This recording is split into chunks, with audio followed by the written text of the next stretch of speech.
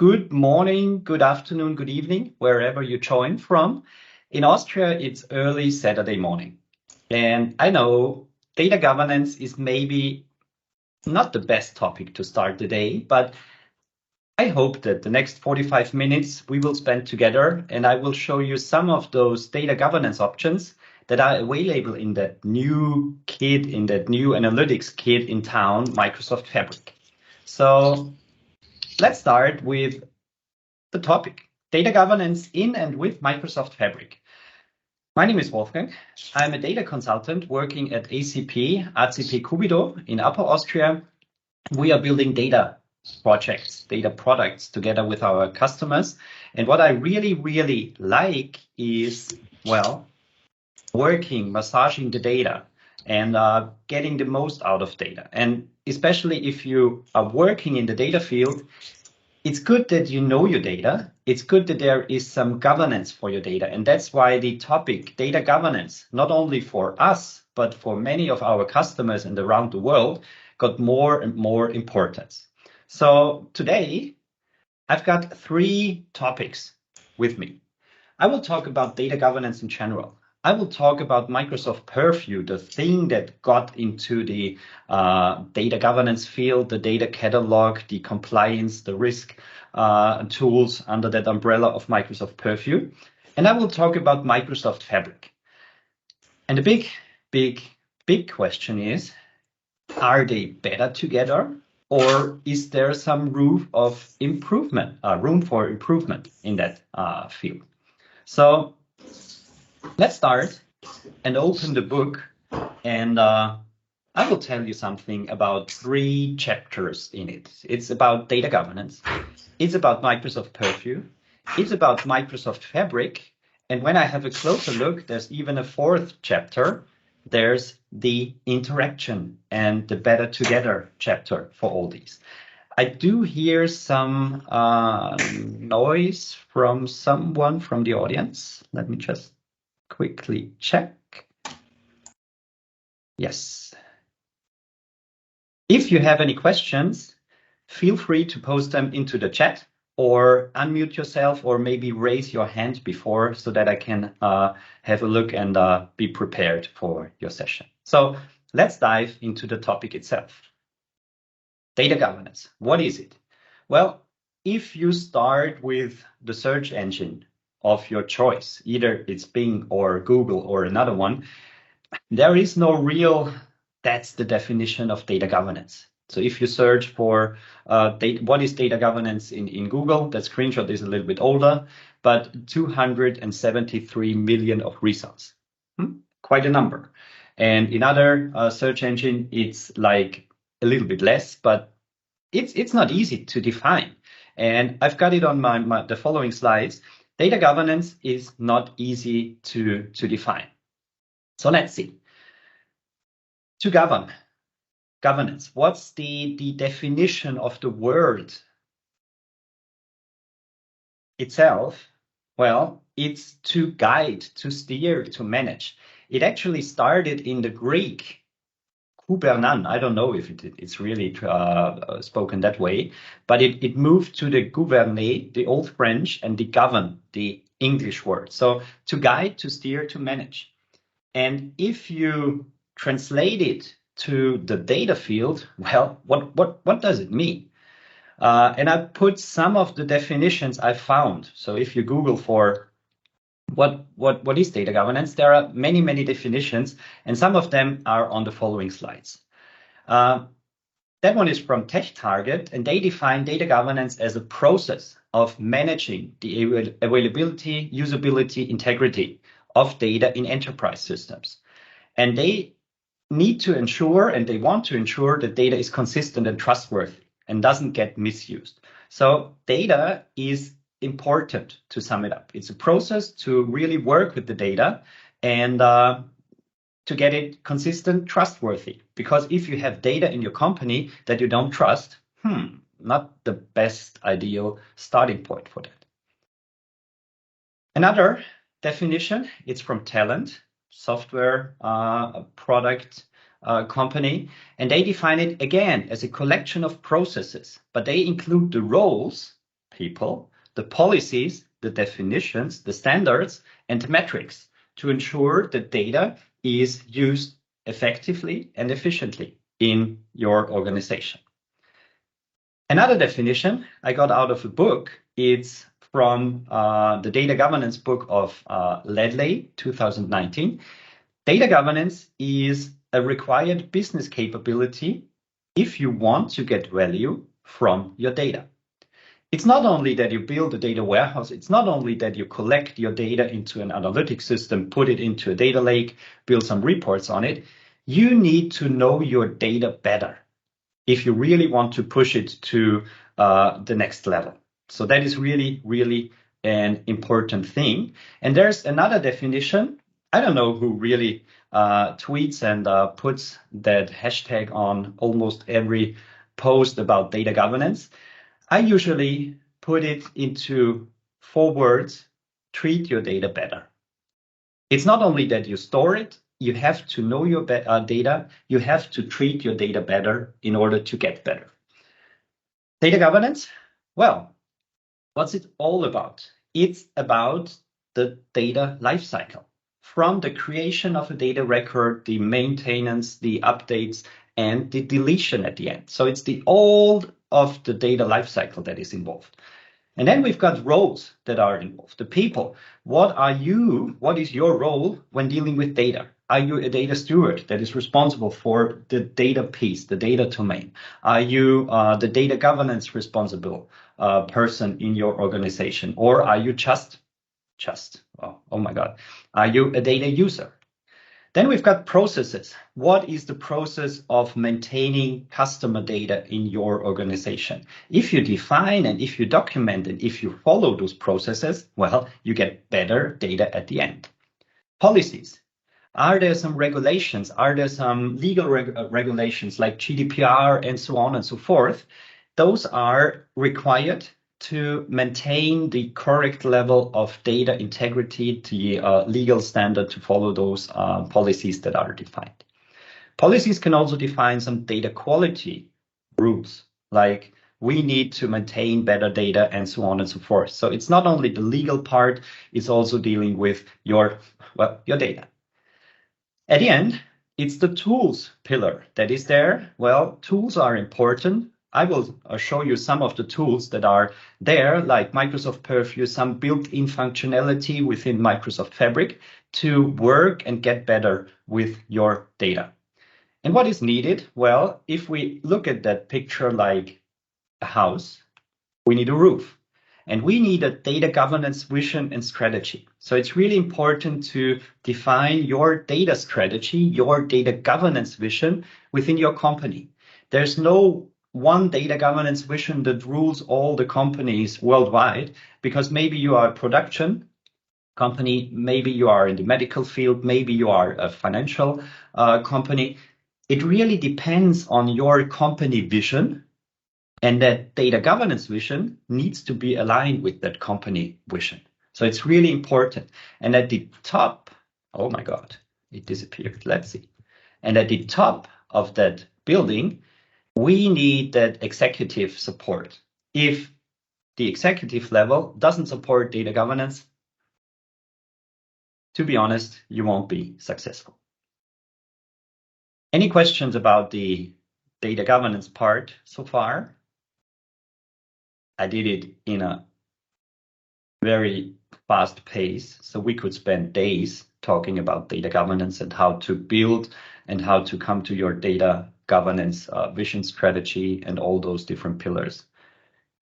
If not, as the chat is empty, let's move on to the next chapter, Microsoft Purview. Maybe you've heard about Microsoft Purview. Maybe you've heard about Azure Purview in the beginning. Maybe you've heard about Microsoft 365 compliance services, information, security things, all coming out of that field. Those were 2 worlds before April 2 years ago, I think it was, when Microsoft decided to combine those 2 worlds, the Azure Purview, the data cataloging part, and the Microsoft 365 tools under the umbrella of Microsoft Purview. And now we've got the unified data governance solution, starting from your data cataloging on a technical part with the Microsoft Purview data governance, the building your data catalog, classifying your data, up to the Microsoft 365 sensitivity labels, information protection services, and so on. So it's not only one product, it's a suite of products. Today, I will mainly focus on the data governance part. So the tool that was formerly known as Azure Purview, the data catalog. So what you can do, or what that thing provides for you, is you can build your data map. So you can map your data sources into your data landscape, your data map. You can connect to a SQL server, you can connect to Azure SQL, you can connect to Synapse, you can connect even to Power BI and scan those different environments. Out of that scan results, you get the structure. We've got those workspaces in Power BI. We've got the data sets. We've got the tables in your database. The tables do have columns.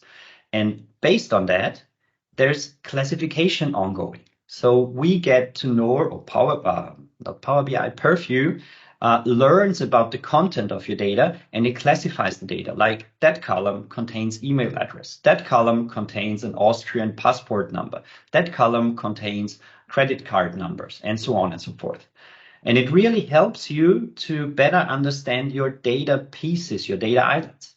What is also really important is to understand your data supply chain, your data lineage. Where does my data come from? Where does it go to? And what's in between? What are the translation steps? What are the transformation steps that are in there? So it's the data lineage, and data lineage is very important everywhere, but in the field of analytics, it's really important to know where does the data for my measure for that KPI really come from, and what were the steps that are in between. It's not the technical side only. We need to include the business context. So business glossaries are a big part that are there in the data catalog of Microsoft Purview. We can define the business definition of a customer, the business definition of a supplier, and put that in a relationship with our technical pieces. That table contains customer data and so on. We can also define policies like who is allowed to read, who is allowed to maintain the data, and even start a sharing process out of the Microsoft Purview data catalog. Just a short overview. We've got the Microsoft Purview blue box in the middle. We've got sources, and we do need to have some processes, the scanners that do the technical inventory. The classification is the process where the classification of, for example, an email address is applied to a database column. The credit card information is like classified, it's stored in there. And that is the only part of the story where Purview really reads your real data. All the other pieces are only dealing with metadata, structural information, but not with the real information in there. And then the next step, the data map is built. Everything in Purview in the data map is connected to each other. So we've got a database, we've got schemas, we've got tables, there are relationships in between. And even from the table to the database columns, to the database table columns, there are relationships. And also classifications are put into a relation to a column, to a table, or whatever. And there's also the data catalog. And there is the piece where the business glossary kicks in, like those business person defining your business glossary items and assigning them. So at the moment, the classification, the technical classification is done automatically. The business glossary, the glossary definition and relationship setting, that is your part of the story. You have to work on that.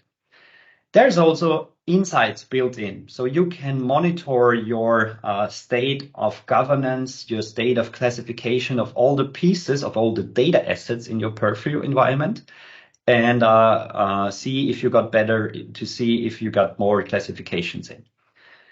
And there are integrations, like on the right side of the screen, it's the integration into Direction Synapse, into Direction Data Factory. You can search your data map, your data catalog, and directly start development. On the lower part of the screen, you see the Open API interface, the Apache Atlas API, which allows you to connect to your data map, read the data, or even write data into your data map. Bring in some source information that is not directly implemented or supported by Microsoft, but there is an Apache Atlas way and maybe a scanner that already scans the source system. Data sharing, I've also mentioned it. You can start your sharing process. Maybe you've heard about Azure Data Share. Well, connect it with the data asset information in Microsoft Purview, and then there's even a better sharing story included in there. And data policies, you can define policies on your data assets like SQL tables, like parts of the data lake, and then you can push and publish those policies to the system itself. So that is the Microsoft Purview field. So just a short demo. I hope you've seen some of the sessions, or maybe some videos I've recorded about that topic. But the main thing is you can search your data catalog. So when I search for customer information, or let's go back, search for customer information, what we get back is a list of data assets. And those data assets, they do have a different type. As you can see, we've got Azure SQL tables, we've got some pieces in the data lake, and so on and so forth. And you've got some more information, like that SQL table is certified. Let's have a look at that one. And what we see is we've got the classifications in there. So I see, okay, we've got an email address, we've got world cities, and we've got customers in there. And they are named like my customers. You can even put your own classification rules in there. So that is really a nice thing, because it's the technical structure from the source system enhanced with some classification. In addition, we've got the business glossary terms in there, and we also have the option of responsibilities. Define your data experts, define your data owners. That is really important for the data governance, like the roles. Who is responsible for like customer data in there? Definition is there, and you can even use that one. I'm going to switch back to the search here. Use that one to filter it down. Like, where are the classifications? Okay, I searched for customers, but I need customer email data. So I search down and limit down the search. And I know my colleague Bernhard, he is responsible for that part. And I get back to that piece of data. In addition, I've not shown you the lineage part. Data lineage, where does my data come from? Where does it go to? And that is the really one of my highlights in Purview, because Purview connects all the different pieces, all the different systems you connected to, and puts them together. If there's a lineage, if there's a relationship between two pieces, like that is our main table, and we've got some Synapse copy activities that do get the data from a file that, are fed by another copy activity. And as you can see, okay, we've got some database tables in there. So that is the real plus what I see in Purview, the data catalog. It puts all the different pieces together and connects the different systems. What you can even start.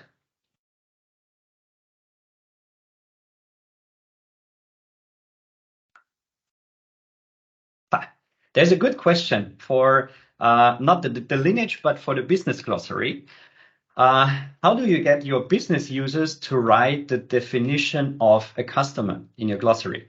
And I have to look it up. There is a great blog post using ChatGPT for filling up the description. So using the Apache Atlas API to list all the glossary items, feed them into ChatGPT plus additional information, get the description text and updated it using the Apache Atlas back into the data catalog. So that is a good thing. I don't know if it was a video or a blog post. I will have to look it up. But that is really a thing where you can use the automation, the API, to enhance your data catalog. If you have the rights and the permissions, you can even move into the edit mode and enhance all the information, not only descriptions, but also the lineage. So you can define your manual lineage into your data catalog. And that's it for the short introduction of the Purview data catalog. And I would suggest move on to the next chapter, Microsoft Fabric. And maybe you've seen the keynote, the short introduction of the motivation for Microsoft Fabric. And I think one of those motivations was the quite endless choice of how to build analytics, how to build a data warehouse in Azure. It's powerful. You have many, many different services, but I think it was sometimes too overwhelming. Which service to choose, where to start, how to put them together, how to really start. And for us as a consultant, especially at the beginning, proposals, customers ask, how much will it cost? That's not easy to estimate because it really depends on the service. It really depends on the usage. It really depends on your needs, data volumes, for example. So it wasn't easy, and it isn't easy to estimate the costs for an analytic solution. And it doesn't matter if it's a smaller one or if it ends up like something like this. So it was really, really not easy for us to find, starting with the right architecture, and on the other side to give some estimation of the price. And then 2 or 3 years ago, we got a thing that was called Synapse Analytics. And that made it a little bit easier because we had a smaller set of services to start with. We've got those Synapse workspaces, we've got SQL dedicated pools, we've got SQL serverless, we've got Apache Spark runtimes, Data Explorer, Custo Explorer, we've got a data lake. So it was easier for the services, but not that easy to estimate the costs. And those things I've put on the slide here, they were some of the things why it wasn't easy to estimate and why it wasn't easy to build a data warehouse in Azure. We had different tools. We can combine and put them together in different architectures. We have different people working with the data. We've got the consultants that are coming from the technical side. We've got the key users in the departments that maybe are coming from the pro code. Maybe they are good in Power Query, but they haven't written a line of SQL in their life. We had different storage mechanisms. We had databases. We've got a data lake. We had data stored in Power BI. So different storage mechanisms, data duplication in that part, move it from the data lake, use Data Factory, put it into SQL, imported into Power BI, and the cost and licensing, I've already mentioned that one. So data governance is another thing. And then at Build, well, Fabric was introduced. And the main core is we've got a software as a service analytics solution. And I think that sentence is taken from the web page to store all your organizational data where analytic workloads operate on them. The one lake, it's the unified data foundation. The maybe OneDrive of your data, I will call it the central data storage. So we've got the data lake in there, and based on that, we have the workloads operating on the same structure, on the same data lake, on the same central storage. Below, it's the governance and administration. As there is only one place to store the data, there is one place to govern and administer your data. To go a little bit down, we've got the one lake at the end. And based on that one lake, we've got the concept, one security. And that one is really a nice one. It's not there yet, but it is announced already. One security, define the security once, and every workload, every capacity that uses that one just has one security that is defined. You don't need to define in Spark, you don't need to define your security roles, your data masking, your data filtering in data warehousing again. So it's everything based on one security. And that sounds nice. Like one place, one tool, one security. And we could end that session like data governance, check. But it's not that easy because I had a closer look on the data governance features and options that are already there in Fabric. So there's a good link in here.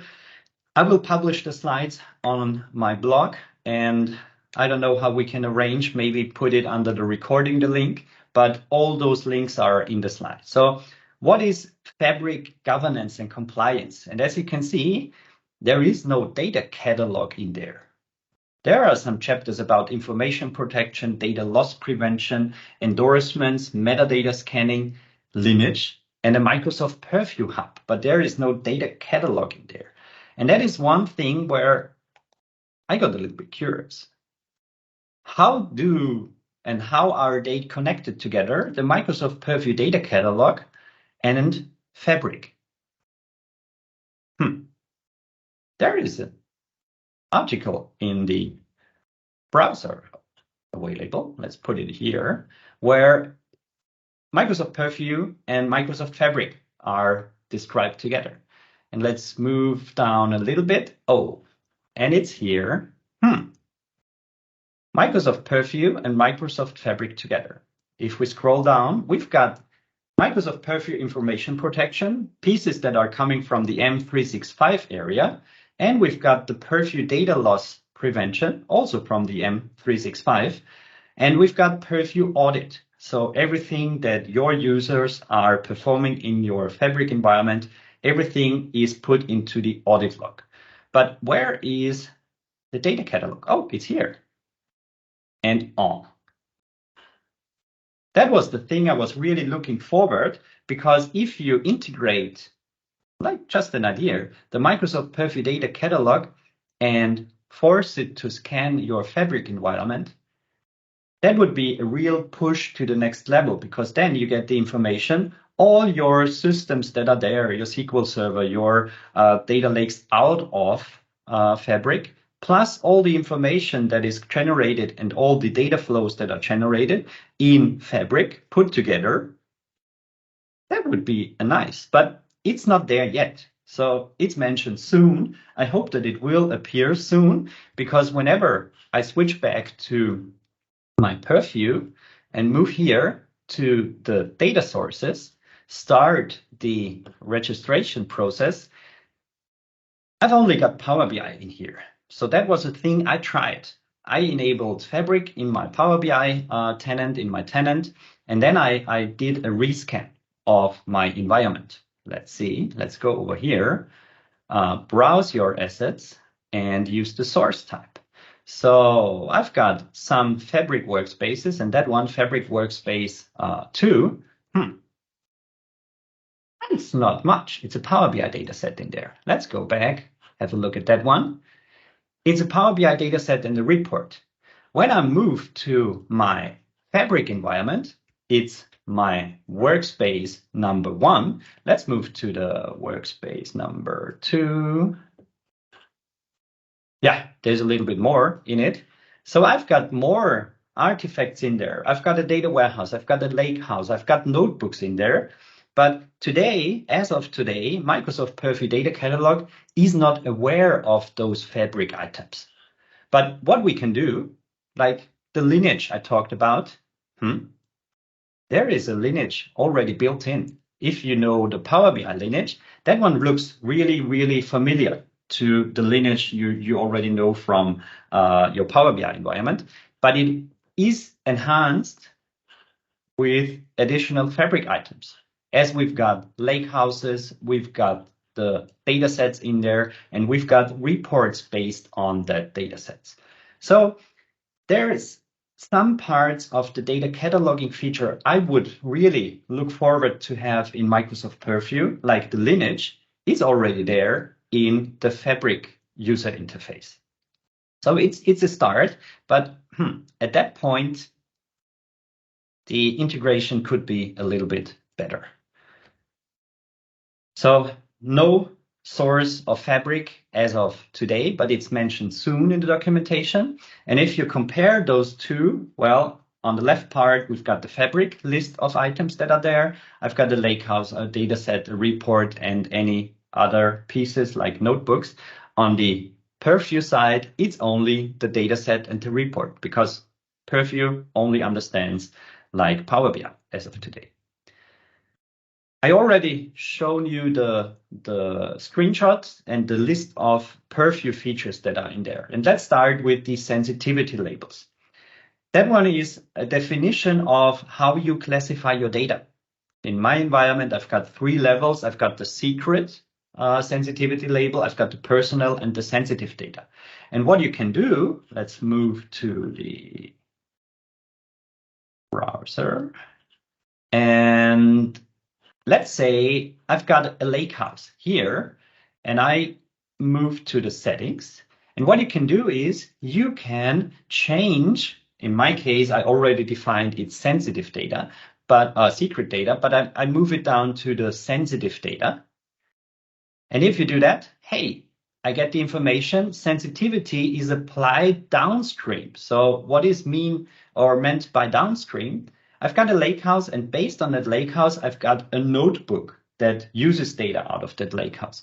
I've got a data set that is built, and I've got a report. So if I put in a sensitivity label on one piece of the data artifact on your data stream, well, that sensitivity label is inherited. And in the keynote by Kim, she showed that even sensitivity labels are pushed whenever you are exporting data into Excel. So that sensitivity label is also inherited to all those downstream elements. So if you define it here, well, they are inherited on the downstream elements. Audit logs. Everything that is done in your Fabric environment, as it was and is in Power BI, is pushed into the audit log. And what you can do is you can query your audit log. And I put a screenshot in here. You can query like the events of creating a warehouse, creating a lakehouse table, updating those artifacts, query the information and see all the information that, or all the actions that has been done by your users. But now switch to the administrative side. All the settings that are there in your Power BI Fabric environment, and whenever you move to the tenant setting side, it was hard some month ago to really get the overview what is currently set. And some of our customers, they moved through the list and made a manual documentation.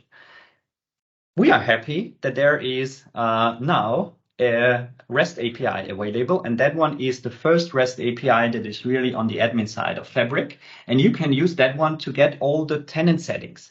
And just imagine building a data factory pipeline that queries all the information, stores it, and even catches the changes over time whenever a new setting is added, maybe, or changed to another setting property.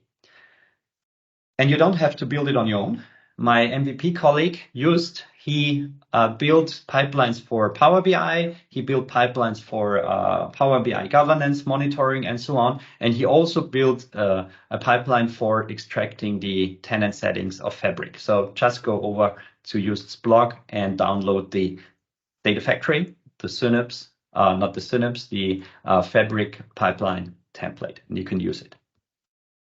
And then it's about security. It's really important in data governance to define the responsibilities. Who is allowed to maintain, who is allowed to read the data. And with the introduced concept of one security, I think that will change the working with with your data, define security once, and every workload that deals with it has the security already defined, and you don't have to redefine the security. Domains. They were already mentioned in the keynote. Domain is a concept where you can cluster your data into domains. Like in the screenshot, as you can see here, I've got a finance domain. And that finance domain, well, we've got some domain admins. We've got some domain contributors. And what you need to do is everything in Fabric is in a workspace. And what you do is you define your domain, and afterwards you assign a workspace to that domain. So that one looks like this. And based on that information, if you open your Fabric environment, there's the One Lake Data Hub. Let's move over to that one. And when you start here, it's everything you've got access in your Fabric environment. So that is everything. But there's a drop down over here. And if we switch to maybe the finance domain, and let's move over here, we've got the look and feel of the domain. That's one thing, but also the data is limited to all the workspaces that are assigned into the finance domain. So think about the data mesh concept, data products, group data in different pieces and different data domains. Then there's the Purview Hub. The Purview Hub is one piece if you are an administrator in your Fabric environment. Let's move over here. Gladly, I'm administrator in my own environment. We've got the governance and insight section. Admin portal, maybe you know that one. Gonna switch to that one for a short period. Here is the place where you define your domains. But for the Microsoft Purview Hub, it's a Microsoft Purview dashboard built into your Fabric experience. So you can have a look at all the information that is in your Fabric environment and get some insights. How's about the classification? How's about sensitivity labels? How's about whatever? But as of now, it's not the data cataloging thing that is built in there. It's mainly focused on sensitivity, endorsement, and so on. You can even open a full report, a full Power BI report, and analyze your data based on, was there some improvement over time about the sensitivity labels, like in the last 7 weeks or the last 7 days, did you reset some sensitivity labels, whatever. So that one is really a nice thing where you get the overview. Yeah.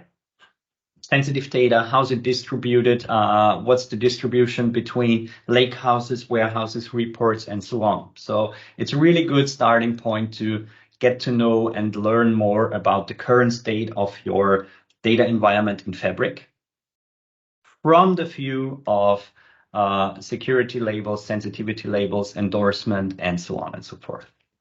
So that's the Purview Hub. Screenshot of the report itself.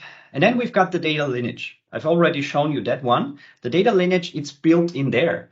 And the data lineage is quite huge because different kinds of artifacts are already in there, starting from Lakehouses to notebooks to pipelines to paginated reports on the end of the analytics chain. But it stops at the end or at the beginning border of Fabric, and it stops at the end of the Power BI report.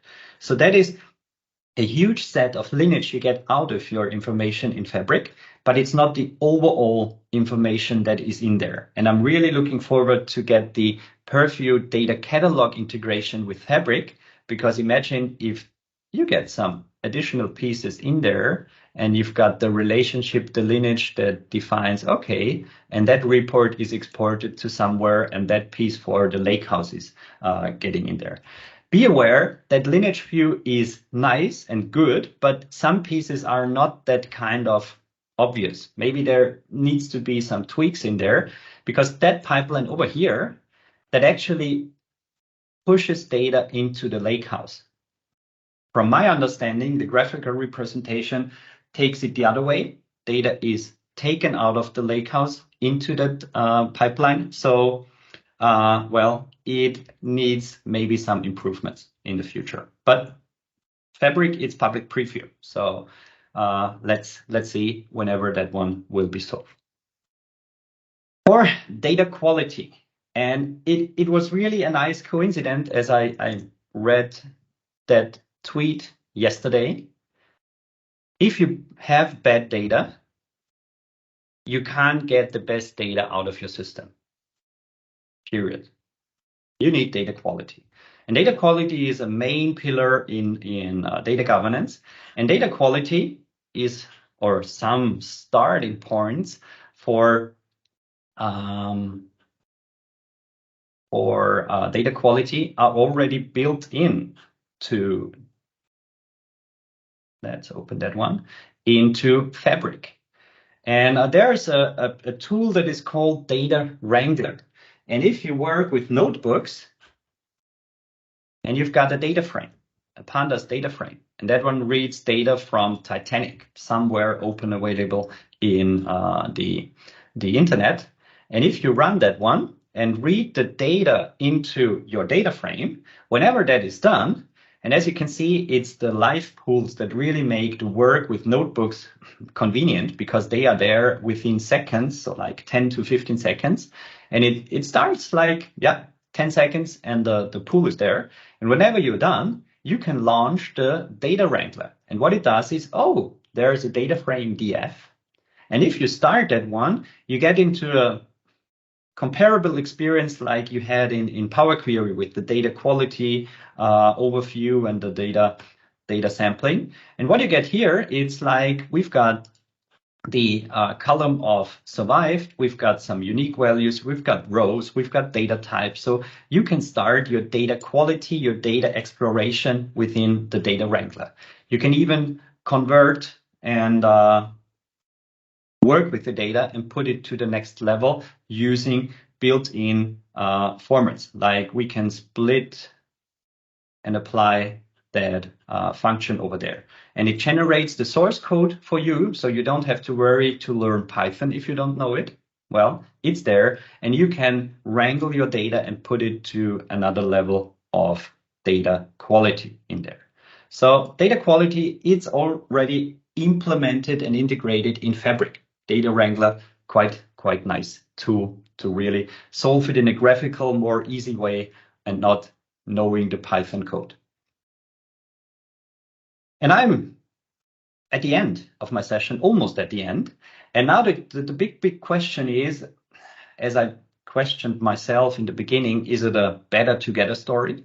Or is it a room for improvement story? But in the first round, when I prepared the session and I saw the missing link with the Purview data catalog, it was like, no, not good. But whenever you're getting deeper into the combination and the integration, well, it's definitely a hard reaction because they work together. We've got the Purview side and the Purview side more in general, sensitivity labels, information protection, and Fabric on the other side, built-in Data Wrangler, data quality, with the upcoming One Security, the data domains that are there, the lineage that is, as of today, only limited to Fabric, but with the option of getting the data catalog information in soonish timeframe. That is really nice. And on the other side, we've got the option of sensitivity labels that are inherited and pushed downstream in your data environment. The Purview Hub as a starting point to get the feeling how's your data landscape already classified, how's your data landscape already defined, and the audit log on the other side. So from my side, it's a really good starting point. You've got many pieces that are already there, many pieces that are, well, hey, I'm here someday in the future that are showing up. And with that, I think it's a really good way to not forget about data governance, to really think about data governance in your data product and project. It doesn't really matter if it's a small project, or it's a large analytics solution. Data governance needs to be in place to be successful. And with that, I'm at the end of my session. There's one thing I want to tell you at the end: treat your data better. Data governance, it's not that hard on a Saturday morning. Thanks for tuning in. And if you have any questions, please feel free to put them into the chat or ping me after the session. Some days I'm available on the internet and some social media. Thank you.